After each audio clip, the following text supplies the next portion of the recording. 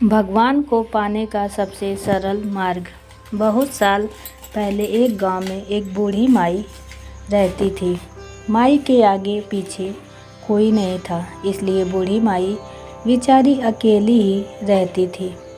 एक दिन उस गांव में एक साधु महाराज आया।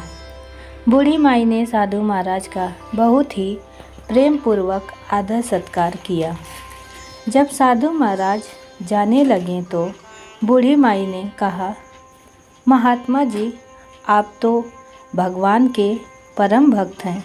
कृपा करके मुझे ऐसा आशीर्वाद दीजिए जिससे मेरा अकेलापन दूर हो जाए। अकेले रह रह करके ऊब चुकी हूँ।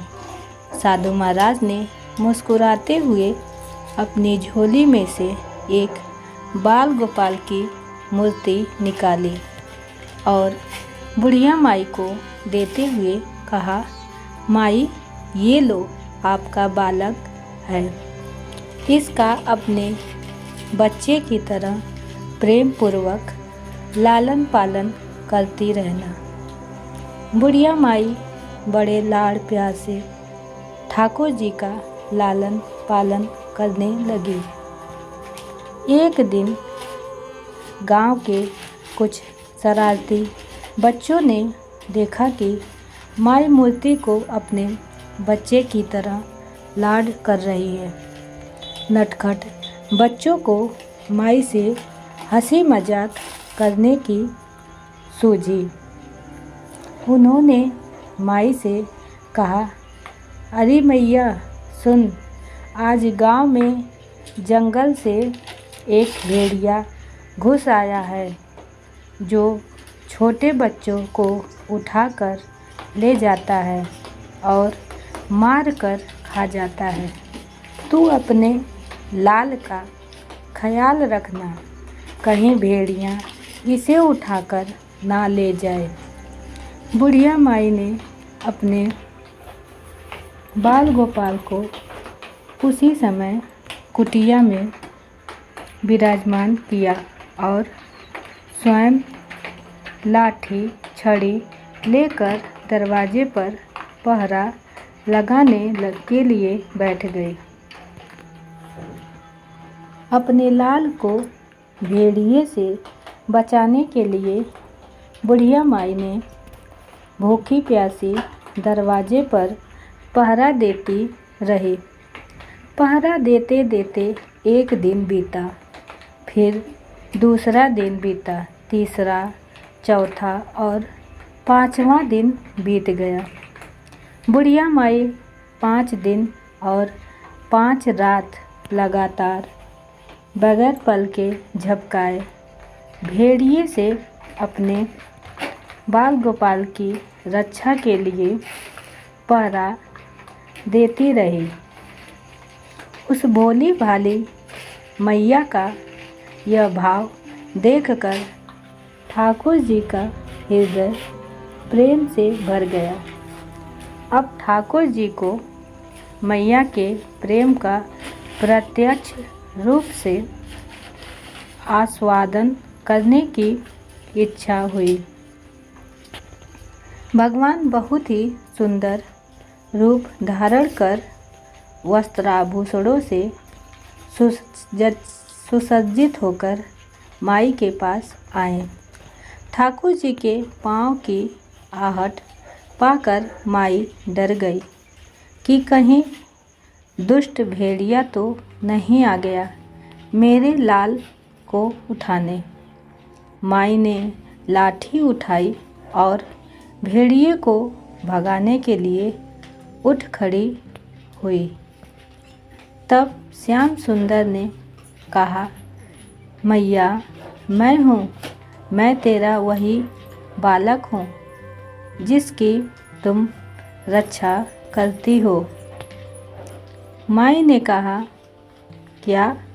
चल हट, तेरे जैसे बहुत देखे हैं, तेरे जैसे सैकड़ों अपने लाल पर न्यौछावर कर दूँ। अब ऐसे मत कहियो, चल भाग जा यहाँ से।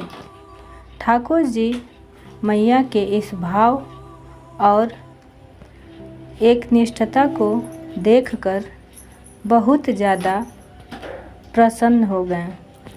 ठाकुर जी मैया से बोले, अरे मेरी भोली मैया, मैं त्रिलोकीनाथ भगवान हूँ, मुझसे जो चाहे वर मांग ले, मैं तेरी भक्ति से प्रसन्न हूँ। बुढ़िया माई ने कहा, अच्छा आप भगवान हो, मैं आपको 100 प्रणाम करती हूँ। कृपा कर मुझे यह वरदान दीजिए कि मेरे प्राण प्यारे लाल को भेड़िया न ले जाए। अब ठाकुर जी और ज़्यादा प्रसन्न होते हुए बोले, तो चल मैया, मैं तेरे लाल को और तुझे अपने निज धाम लिए चलता हूँ। वहाँ भेड़िए का कोई भय नहीं है। इस तरह प्रभु बुढ़िया माई को अपने निज धाम ले गए।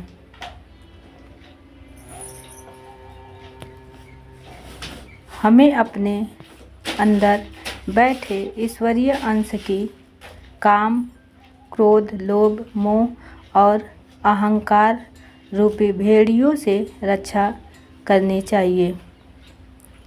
हमें इस कहानी से यह शिक्षा मिलती है कि हमें अपने अंदर बैठे ईश्वरीय शक्ति, ईश्वरीय अंश की काम, क्रोध, लोभ, मोह और अहंकार रूपी भेड़ियों से रक्षा करनी चाहिए। जब हम पूरी तरह से तन्मय होकर अपनी पवित्रता और शांति की रक्षा करते हैं तो एक न एक दिन भगवान हमें दर्शन जरूर देते हैं। भगवान को पाने का सबसे सरल मार्ग है भगवान को प्रेम करो, निस्वार्थ प्रेम, जैसे बुढ़िया माई ने किया। उम्मीद है दोस्तों आपको हमारी कहानी पसंद आई होगी। पसंद आई है तो एक लाइक ज़रूर करें, शेयर भी करें और